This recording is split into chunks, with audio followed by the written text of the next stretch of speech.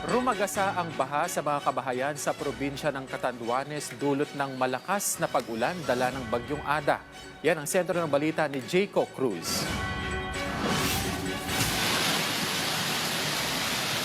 Balisana ang mga residenteng ito sa probinsya ng Catanduanes matapos pasukin ng baha ang kanilang bahay na nasa gilid lamang ng rumaragasang ilog.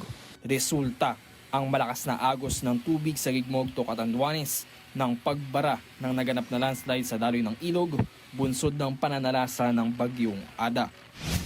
Ganito rin ang sitwasyon sa Birac, Catanduanes kung saan makikitang pinasok na ng tubig baha ang ilang kabahayan sa lugar.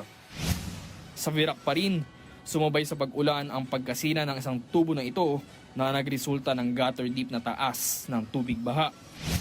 Mataas na rin ang level ng ilog sa barangay Mabini sa Karamuran, Catanduanes. Patuloy itong minomonitor ng mga otoridad kasabay ng paghahanda para ilikas sa mga residente. Bilang tugon, naka-alerto na ang 9th Infantry Division ng Philippine Army.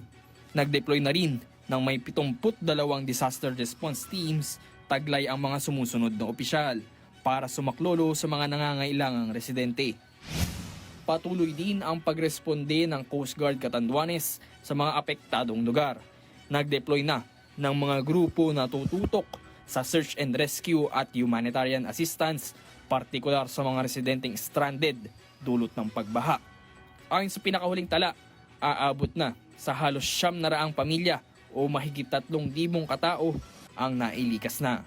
Jayco Cruz para sa Pambansang TV sa Bagong Pilipinas.